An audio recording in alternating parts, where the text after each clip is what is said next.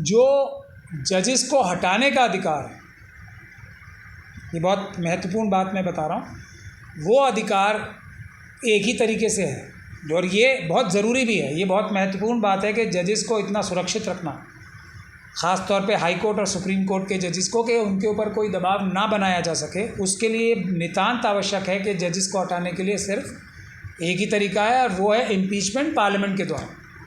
ये बहुत ज़रूरी बात है, लेकिन एफआईआर दर्ज करने की ताकत तो बेशक चीफ जस्टिस के पास है।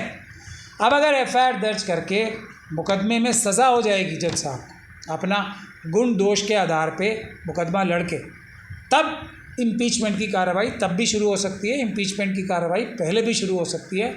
तो ये बात बहुत महत्वपूर्ण है कि कोई भी जज अगर गैरकानूनी काम करते हैं, अपराध करते हैं, तो उनके ऊपर एफआईआर तो दर्ज होनी ही चाहिए, इम्पीचमेंट भले ही बाद में क्यों ना हो जाए।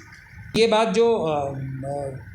जो अभी फ्यूचर में चीफ जस्टिस बनने वाले हैं, सूर्यकांत साहब, जो चीफ जस्टिस बनने की लाइन में हैं, अब अगला नंबर उन्हीं का है, तो उन्होंने ये बात बिल्कुल सही कही है। हमारे बहुत सारे बहुजन समाज के लोग इस बात को कहते हैं कि कोलिजियम सिस्टम बुरा है। कोलिजियम सिस्टम में जो सिस्टम अपनाया जा रहा है, बेशक वो बुरा है, लेकिन कोई बुरी चीज़ ख़त्म करनी है तो वो तब ख़त्म करनी चाहिए जब करनी चाहिए जब उससे कोई अच्छी चीज़ आ जाए, उससे कोई बेहतर तरीका आ जाए।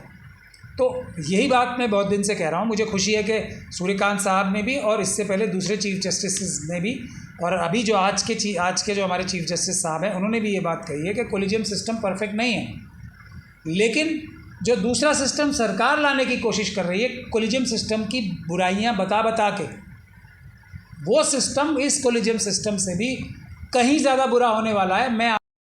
सत्य हिंदी की रिपोर्ट है कि सुप्रीम कोर्ट ने इलाहाबाद हाईकोर्ट के जस्टिस शेखर कुमार यादव के विवादास्पद भाषण पर प्रस्तावित इन हाउस जांच को रोक दिया। हिंदुस्तान टाइम्स ने सूत्रों के हवाले से ये खबर देते हुए बताया कि राज्यसभा सचिवालय से मार्च 2025 में एक स्पष्ट पत्र मिला, जिसमें कहा गया है कि इस मामले पर एकमात्र अधिकार संसद और राष्ट्रपति के पास है। इस पर आपकी क्या टिप्पणी है?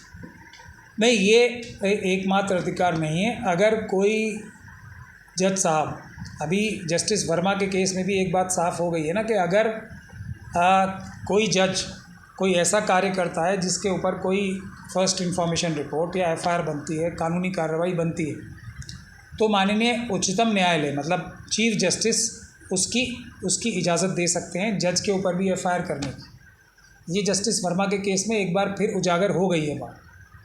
अब जो जजेस को हटाने का अधिकार है, ये बहुत महत्वपूर्ण बात मैं बता रहा हूँ, वो अधिकार एक ही तरीके से है, और ये बहुत ज़रूरी भी है। ये बहुत महत्वपूर्ण बात है कि जजेस को इतना सुरक्षित रखना, ख़ास तौर पे हाई कोर्ट और सुप्रीम कोर्ट के जजेस को, कि उनके ऊपर कोई दबाव ना बनाया जा सके। उसके लिए नितांत आवश्यक है कि जजेस को हटाने के लिए सिर्फ एक ही तरीका है, और वो है इम्पीचमेंट पार्लियामेंट के द्वारा।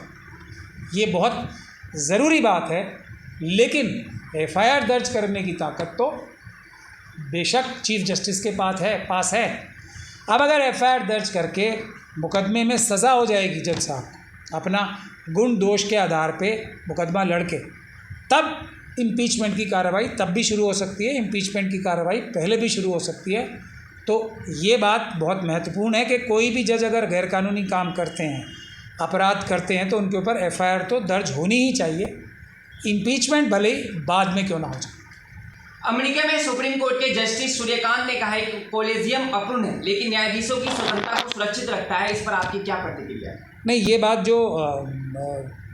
जो अभी फ्यूचर में चीफ जस्टिस बनने वाले हैं, सूर्यकांत साहब, जो चीफ जस्टिस बनने की लाइन में हैं, अब अगला नंबर उन्हीं का है, तो उन्होंने ये बात बिल्कुल सही कही है।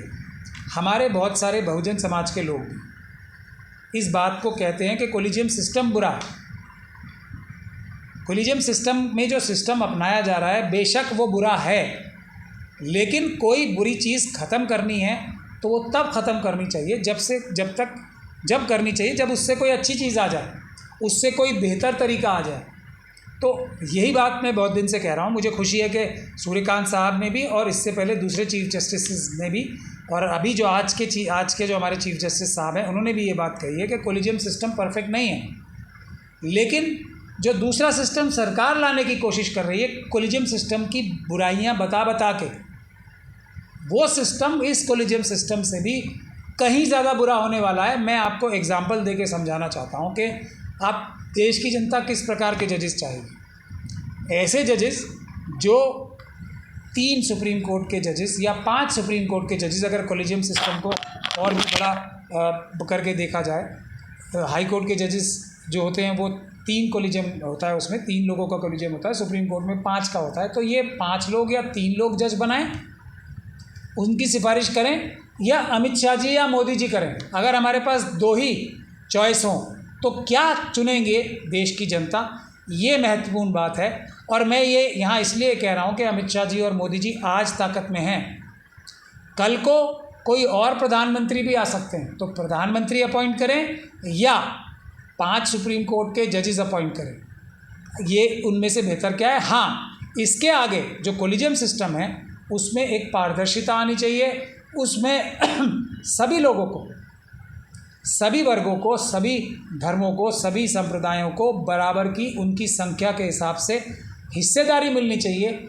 अगर हिस्सेदारी मिलने लगे इस प्रकार की और निष्पक्ष तरीके से, पारदर्शी तरीके से अपॉइंटमेंट्स होने लगे, भाई भतीजावाद ख़त्म हो जाए, भ्रष्टाचार नियुक्तियों में ख़त्म हो जाए, तो कोलिजियम सिस्टम सरकार द्वारा नियुक्त जजों से बेहतर होगा, ऐसा मेरा मानना है। लेकिन कोलिजियम सिस्टम के जो लोग हैं, चीफ जस्टिस साहब जो हैं आज के, और दूसरे कोलिजियम के, सुप्रीम कोर्ट और अलग अलग हाई कोर्ट्स के जो कोलिजियम्स के मेंबर्स हैं, उनको, और उससे भी ज़्यादा ज़रूरी बार को, जो हम वकील हैं, उनको ये जिम्मेदारी निभानी पड़ेगी कि ईमानदारी वाले अच्छे जजेस कोलिजियम सिस्टम ही अपॉइंट करना शुरू कर दे, ताकि सरकार को कोलिजियम सिस्टम और जुडिशरी पे उसके थ्रू हमला करने का मौका न मिले।